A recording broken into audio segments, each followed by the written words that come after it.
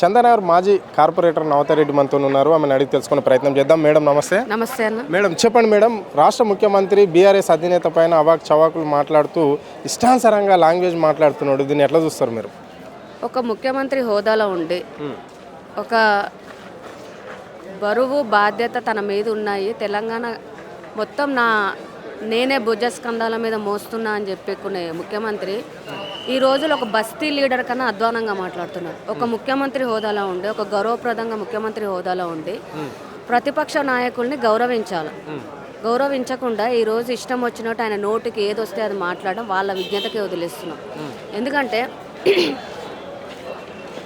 చదువుకున్న వాళ్ళు ఈరోజు యువత అనేది అందరూ కూడా పెద్ద ఎత్తున రాజకీయాలకు వస్తున్నారు. అట్లాంటి వాళ్ళకి సందేశం ఇవ్వాలి ఒక ముఖ్యమంత్రి అనేవాడు. కానీ ఈరోజు అట్లాంటి వాళ్ళని కూడా రాజకీయాలకు రాకుండా ఇష్టం వచ్చినట్టు నోటికి ఎంతకొస్తే అంత బూతులు మాట్లాడడము, కనీసం ప్రతిపక్ష నాయకుడు అని కాకుండా ఒక వయసు కన్నా గౌరవం ఇవ్వాలి, లేకపోతే ఒక మహిళల కన్నా గౌరవం ఇవ్వాలి. ఇవన్నీ లేకుండా ఇష్టం వచ్చినట్టు మాట్లాడడం కరెక్ట్ కాదు. ఇది రాబోయే రోజుల్లో ప్రజలు, తెలంగాణ ప్రజలు అన్నీ వింటానే ఉన్నారు, చూస్తూనే ఉన్నారు. రాబోయే రోజుల్లో వాళ్ళే తగిన బుద్ధి చెప్తారు. ఏదన్నా కానీ వాళ్ళ విజ్ఞతకే వదిలేస్తున్నామని చెప్పేసి మేము తెలియజేస్తాం. ఇక్కడ ఇది మహిళల ప్రభుత్వమే, ఇక్కడ ఇందిరమ్మ రాజ్యం నడుస్తున్నది, ప్రజాపాలన రన్ అవుతుంది, మహిళలకి పెద్దపీట వేస్తున్నాము. ఏ పథకం వెనక కావచ్చు, ముందు వెనకాలైనా మహిళల పేరే ఉంటుంది అని చెప్పేసి రాష్ట్ర ముఖ్యమంత్రి అంటున్నాడు. మరి దీన్ని ఎట్లా చూస్తారు? 1 కోటి మంది మహిళలను కోటేశ్వరాలను చేస్తామని చెప్పారు. ఇప్పటికీ 2 సంవత్సరాలు అయిపోయింది. ఎక్కడన్నా జరిగిందా? మీకు 2 విషయాలు మాట్లాడతాం. చెప్పండి.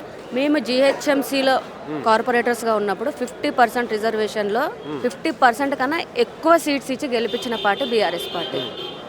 ఈరోజు మహిళలకే పెద్ద పీట వేస్తున్నా అని చెప్పేసి ఇందిరమ్మ క్యాంటీన్లు అని చెప్పి చెప్తున్నాడు. మరి ఇందిరమ్మ క్యాంటీన్లో ఆ రోజు కేసీఆర్ గారు అమలు చేసిన క్యాంటీన్సే కదా, మరి అన్నపూర్ణ క్యాంటీన్సే కదా, అన్నపూర్ణ కూడా మహిళ పేరే కదా.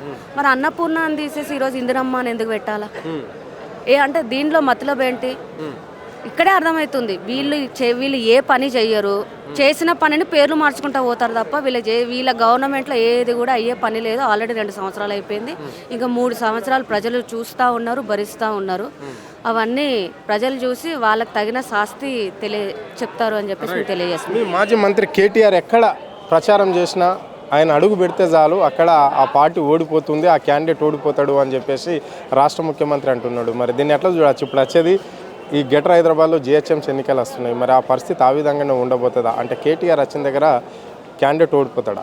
మా కేటీఆర్ గారి సంగతి మాకు తెలుసు. ఎందుకంటే 2016లో నవతారెడ్డి అంటే చందానగర్లో ఎవరికి తెలియదు.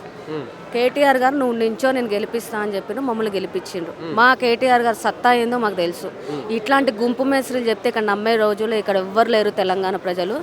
కేటీఆర్ గారు ఎక్కడ అడుగుపెట్టినా పార్టీ వస్తుంది. రేపు రాబోయే రోజుల్లో కూడా మా పార్టీ వస్తుంది. మా కేటీఆర్ గారు సత్తా ఏందో మీ అందరికీ కూడా మేము చెప్పాల్సిన వాళ్ళు చూసి చూపిస్తాం. రైట్, చివరిగా చెప్పండి మేడం, మరి ఎందుకు బీఆర్ఎస్ నాయకులు ఎందుకు టార్గెట్ అవుతున్నారు ఈ రాష్ట్ర ప్రభుత్వానికి? విద్యార్థి నాయకులే కావచ్చు, మీలాంటి యువ నాయకులు, వీళ్ళందరూ ఎందుకు బీఆర్ఎస్ నాయకులపైన ఎక్కువ ఈ రాష్ట్ర ప్రభుత్వం కేసులు పెట్టే ప్రయత్నం ఎందుకు చేస్తుంది?